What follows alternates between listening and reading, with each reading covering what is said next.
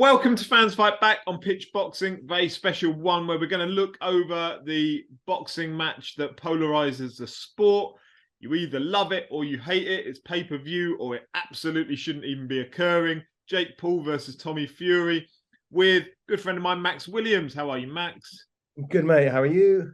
Very good, very good. Now, let's set the scene from the start. Are you in favor or anti Jake Paul versus Tommy Fury this weekend on Sunday with 48 I'm hours? in favour, mate. I've drunk the Kool-Aid. I'm fully signed up. I think it's genuinely quite fascinating as an event. So I'm very much pro it, and I will be watching it with unashamed enthusiasm. I couldn't agree more. Now, I shouldn't. I fully accept that I shouldn't, as a boxing fan, as somebody who, I take the integrity of the sport, unlike certain boxers that might consume too many eggs. I take the integrity of the sport very seriously, but I don't have an issue with this whatsoever. Now, I might have an issue if Misfit Boxing all applied for professional boxing licenses and were granted them and started to go by the name professional boxing. I might have an issue with that. Tommy Fury, long before he was linked to Jake Paul, was granted a professional boxing license by the British Boxing Board of Control. He comes from a family where he's been brought up boxing. He is a professional boxer. Jake Paul, later on in life, decided that he was going to become a professional boxer. He's, not by the British Boxing Board of Control, but by whoever it is that sanctions him. He's put his effort, his energy, his life into being a professional boxer for a good few years now. He's got a very similar record to Tommy Fury. He's beaten Anderson Silva, who beat Julio Cesar Chavez Jr., former world champion. You could argue his record is more legitimate than Tommy Fury's. Yeah, 100%. I don't see how people can have an issue with it. No, neither. I think with Jake Paul as well. I think one should detach him almost from the YouTube boxing, because he's not one of these bloggers, or who's the guy who lost to KSI Swarms or whatever, who turns up, does like 2 weeks of CrossFit and then goes in the ring. He's been living the life, inverted commas, for what, 2019, 2018. So that's a fair few years now. He's dedicated his life to it, clearly, to an extent, like not to the extent he doesn't do anything else, but he clearly is very serious about the sport. And he, in terms of starting point, what starts in his early 20s, which isn't that much older than some very successful professional boxers. It's partly because he had such a big profile before he went into boxing that I think, slightly distracts from that he didn't even start that old. Like, he started old, but not super old. So yeah, I think firstly, any kind of Jake Paul event where he's, especially one where he's fighting an actual professional boxer, is kind of valid, even if you don't like it, even if you don't like all the carnival shit that comes with it, which is fair enough. I think it's as valid as an event, much more valid as an event than KSI fighting two guys in one night, which is basically a fucking circus, and a very successful one. The two reasons why I find it great, fascinating, as well as it being a good matchup, which you don't get very often, it's kind of like answers to interesting pub debates. Like, number one, what would happen if you got a really athletic guy who's got no boxing experience and you make him become a professional boxer, and you just infinite time, infinite money to become a professional boxer? How far can you get him? Jake Paul is literally living this out. We're going to find out how far he can go. He's fought another YouTuber. He won. Fought an athlete in Nate Robinson. He won. He fought an MMA fighter who couldn't punch, Ben Askren. He won. Then he fought one who could punch, Tyrone Woodley. God, I know too much about his career. He won. And then he fought Anderson Silva, a MMA fighter who has beaten an actual boxer himself, and he won. Now he's fighting a boxer.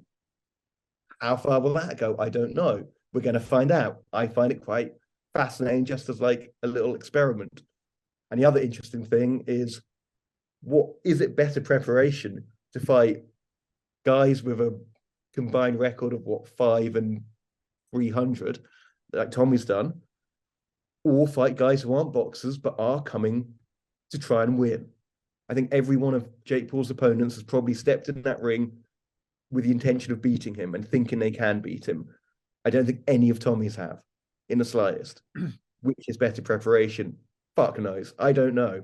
We're gonna find out. Yeah, I mean, going back to that first point you're making there, about it's a science experiment. It's almost for those that are younger than me and can cast their minds back to GCSE days, the whole debate of nature versus nurture. Nature, very much Tommy Fury, brought up in a fighting family, boxing from a young age, and I know there's clips of him as an amateur at about 16, not looking great. That's fine, but he was still learning the art. He was learning the skill from a young age, and he had many amateur fights, and he was relatively successful. Got to finals as an amateur. He's been learning it around a family whereby I would assume by osmosis almost he was learning it as well, because he's got a successful older brother, John Fury. His dad was a boxer.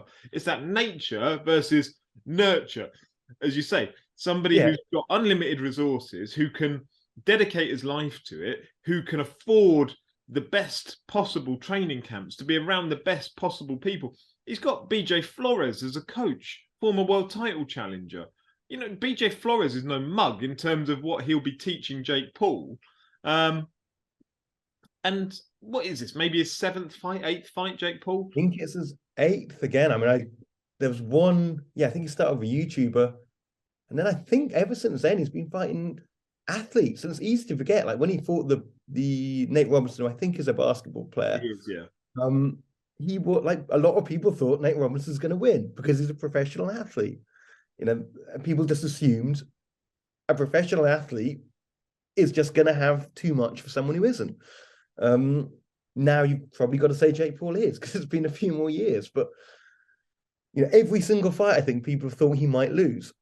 And this isn't obviously some kind of Rocky underdog story, but it is interesting. He's never, and in comparison to Tommy, who every single fight has been, you know, you could put £1 million on Tommy winning his last fight, you'd have got about a penny back. So this is a really good thing, right? Because you see all the commentary online from professional boxers. I've seen many sniping comments about, oh, he's great at promotion, but he should never be in a professional boxing ring. Oh, he's this, he's that. From top level world champions down to area level fighters through to journeymen. You know, people that have all dedicated their lives in some way to the sport, who feel like it's a slight that Tommy Fury is deemed, sorry, not Tommy Fury, although we might be saying that on Monday morning, that Jake Paul is deeming himself a professional boxer. Now, having spent many, many years around small hall boxing, around small hall fighters, 95% of boxers live in that small hall environment, from Bournemouth to Newcastle. Like 95% of the ecosystem of boxing is focused around those small hall fighters and those that are trying to make their way up. Most of those never go on to win an English title. Some of those will go on to win an area title. A lot of them don't. Now, nearly all of them, by their 8th fight, are still fighting Bulgarian bin men that have got the record of 2-95 and 0, right?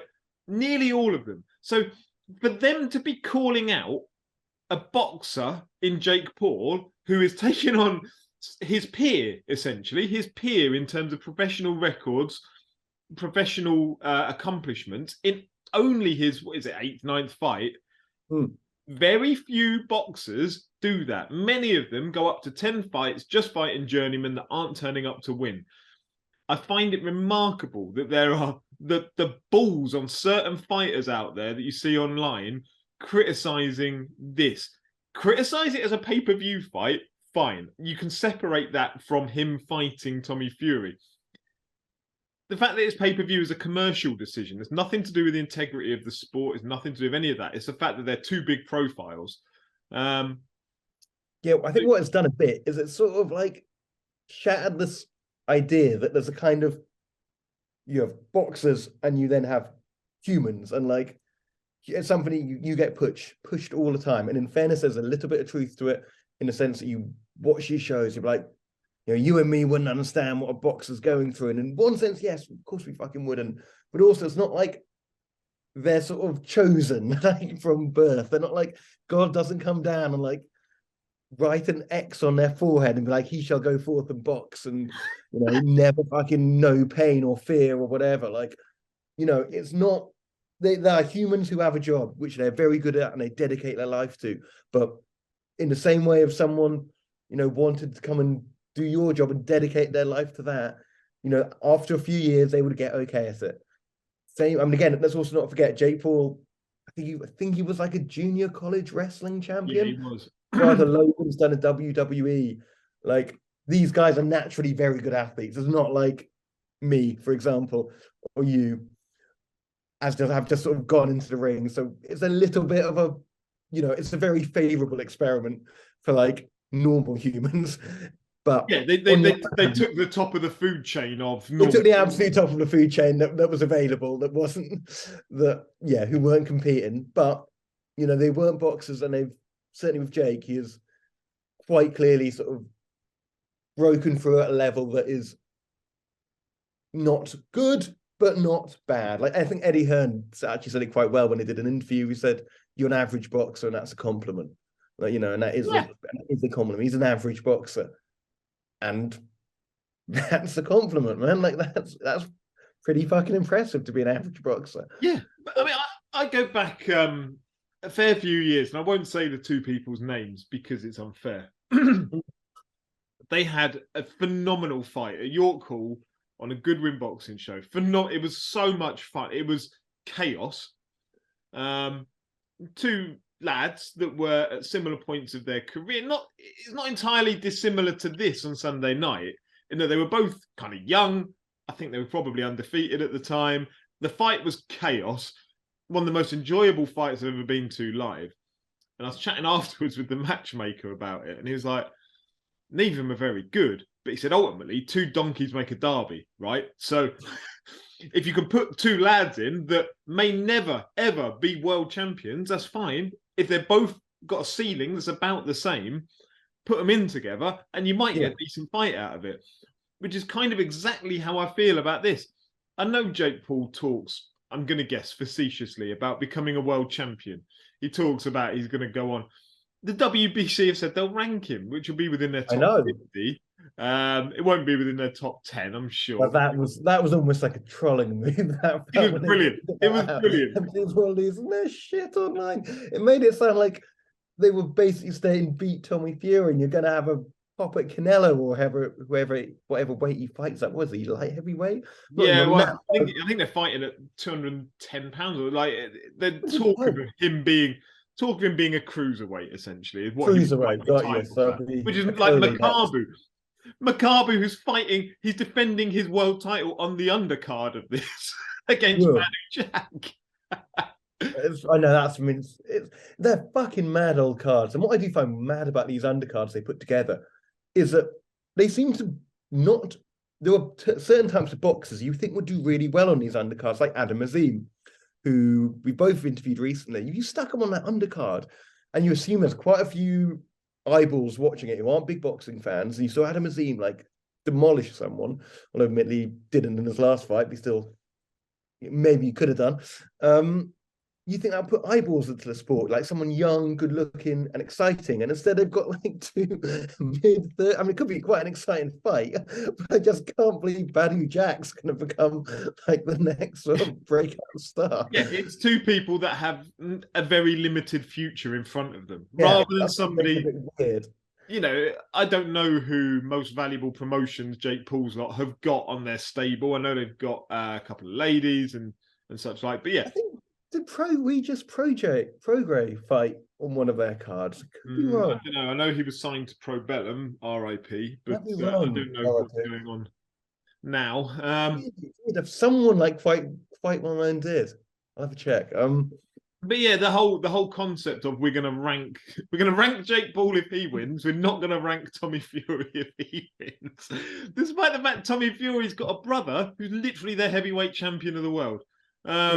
He doesn't get given the grace of being ranked. But I can almost imagine Suleiman like putting the bait on the hook, and he was winding Oh up. yeah. God, and, Like you hey, right, we've got him. We've sitting in got him. like be sitting on like a beach bar somewhere, wouldn't they, in Mexico? Just be like, go on and lads, fucking, let's just see what loses a bet. Like who's gonna down this fucking daiquiri first? Oh, this other guy done it. Go on then. What's my forfeit? Say you'll rank Jake Paul if he wins. Oh, yes, I better. Like that kind of thing.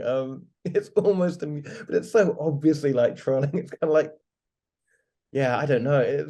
I don't see how you could be offended by it. In the same way, I don't quite say you could get offended almost by Jake Paul in himself, because he's so clearly like a sort of a caricature of himself at times. Like He is, and I'd say I've been lucky enough actually by yourself to interview Jake Paul. And you can interview.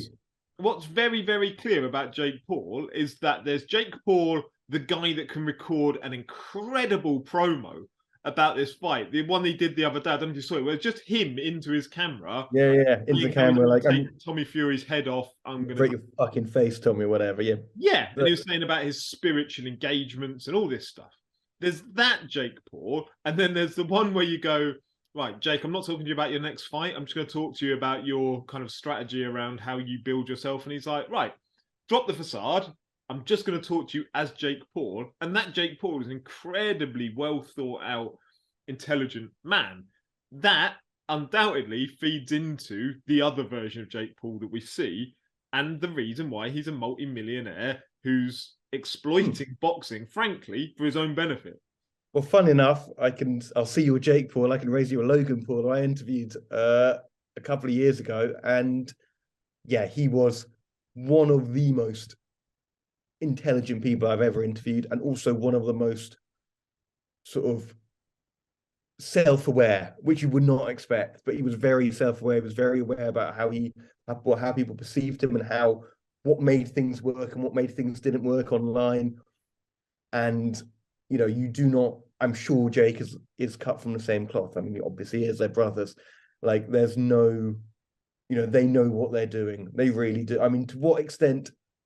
I mean, that's one of the reasons that makes me think he might beat Tommy, is that I just don't think he'd be fighting Tommy if he didn't think there was something there that he would win. Yeah, risk management, essentially. On the flip side, I can't believe the Furies would be fighting Jake Paul if they weren't certain that Tommy was going to win. That is the other thing about this fight, that you cannot. I mean, there's a lot about it that's fake. Well, fake inverted commas, but it's a bit of a product. But there are stakes, and there are millions of fights where there's obviously stakes for the people involved up to a point, but there's genuine proper stakes here. Whoever loses this, if Jake loses this, is that the end of his boxing career? Possibly. I mean, I still think he could fight KSI, but it's definitely, the sort of the question, the experiment is over to a point. We found the ceiling. Yeah. That's kind of it. And I imagine he'll probably go and do something else. If Tommy loses, fuck me. I mean, that's embarrassing. Like, that's just really embarrassing on a, social media level. Like, you get memed to shit. Also, just like, imagine sitting around a family Christmas table, looking Tyson in the eye, like having to pass him the Brussels sprouts. Like, well, Tyson's telling you about the time he got off the canvas to stop Deontay Wilder and their trilogy, and you've just sitting there and like, God, Jake Paul beat me. Like, it would be awful. Like, even Huey would. I mean, you say even Huey's had a successful boxing career. Like, yeah, it would be awful. What you were saying there about it is risk management and good management of, in my mind, I think it's been great management of Jake Paul's boxing career, whereby he's taken these risks each time, presumably with a confidence that it works out in his favor, which makes me think that they have seen something in Tommy Fury that 100% they're confident they beat him. However, taking your other point as well, I don't think Tyson Fury would willingly attach himself, unless he's contracted and paid to do so, would willingly attach himself to this unless he was confident Tommy Fury ices Jake Paul within like 2 rounds. Because Tyson Fury doesn't want to be associated to a man that's, I don't care if it's his brother or not, he wouldn't want to be there when that happens, would be my guess. If Jake Paul were to wallop Tommy Fury all over that ring for a few rounds and embarrass him. I can't believe Tyson Fury would want to be associated to that directly. Like indirectly as a family member, always will be. But to have his face in the same shot of his brother getting up off his hands and knees on the canvas wouldn't be a good look for him. No. And just also with Jake, like if Jake loses, there's other stuff he can do. Like there's millions of other stuff he can do. If Tommy loses, like, I mean, I guess in fairness, he's a rare boxer who's got a big profile outside of the sport, but Love Island, that doesn't last that long. I don't think. Like, there's only so many nightclubs in Reading that need opening. Exactly, and Boho Man. At some point, there'll be another one off the conveyor belt, won't there? And that sounds like a mean-spirited thing to say, but that was 2019. I think he was on it. So but going back, that thing you're saying there about Logan Paul and being incredibly intelligent, I would apply that same theory to Jake. In the build-up over the last week or so, we've seen him call out Carl Froch and say, I'll fight Carl Froch if Carl Froch can beat Anderson Silva on the undercard of one of my fights in the future. Two things I love about it, right? One is he's trying to get Anderson Silva a payday out of this, which I think is brilliant in that, like, one of his previous opponents give him some money in the future for doing something. I love that. And that bringing somebody else with you on your journey. Two, it's never going to happen because Carl Froch's ego would never allow that.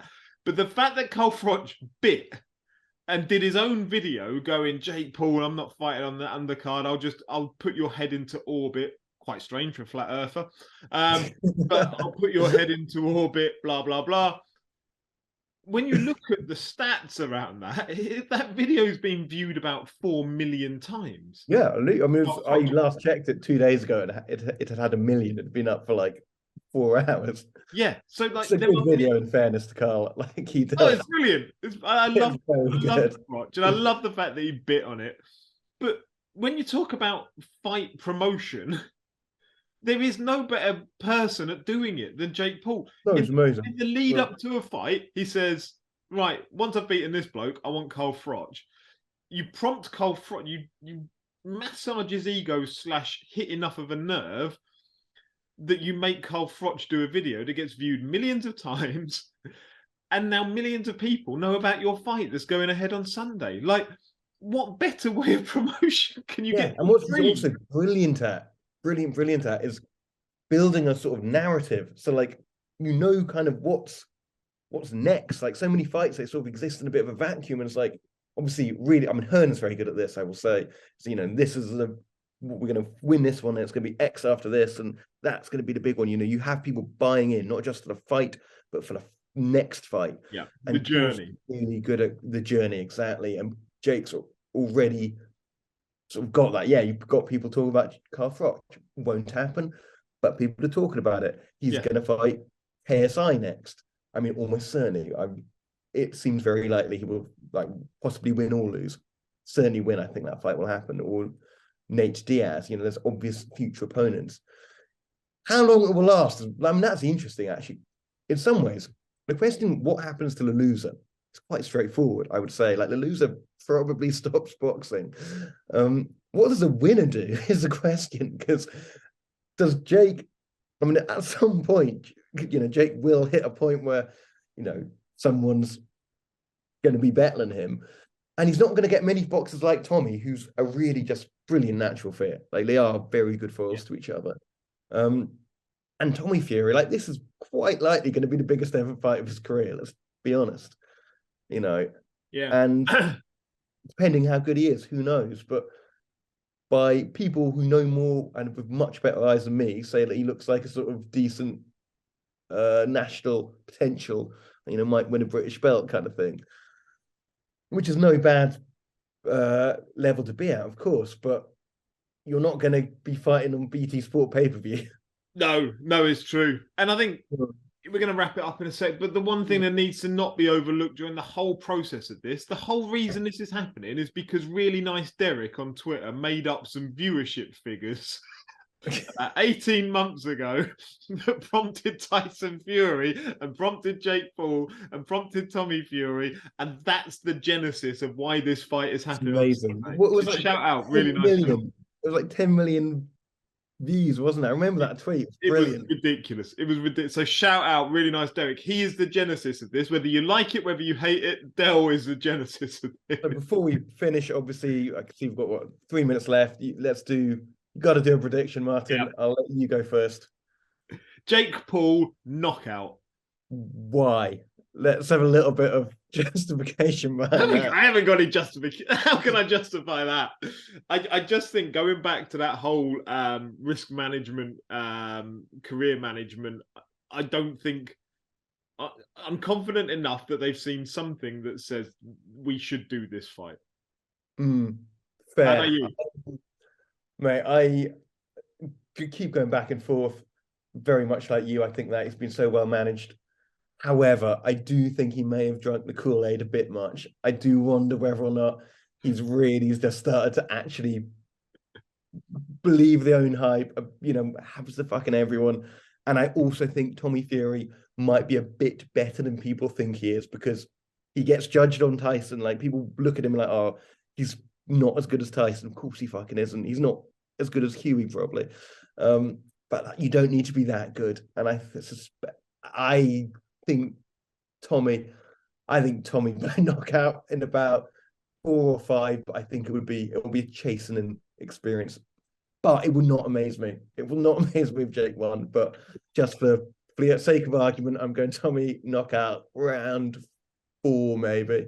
The bigger loss, if Tommy Fury ends up on that canvas, starched out, the biggest loss is potentially not for Tommy Fury, but for boxing. Yeah. Because a YouTuber has turned up and taken one of your own. I mean, that would just as well, like, you're never going to see the end of that if he does get knocked out. I know. I also, you know what, let me revise a tiny bit. I actually think Tommy by TKO, I think there'll be a point when Jake will like get himself pulled out, because I don't think someone as media savvy as Paul will want become to memeable. Exactly. I don't think I want that. But let's see, mate. Well, look. There we go. Right. Sunday, BT box office. Yeah. Tune in or don't tune in. Either way, it's up to you. It's a choice. But I'll be watching. So will I. I can't wait. Got my everybody enjoy. TNT Thank you very much, t-shirt. man. Cheers, mate. Appreciate Catch it. up soon.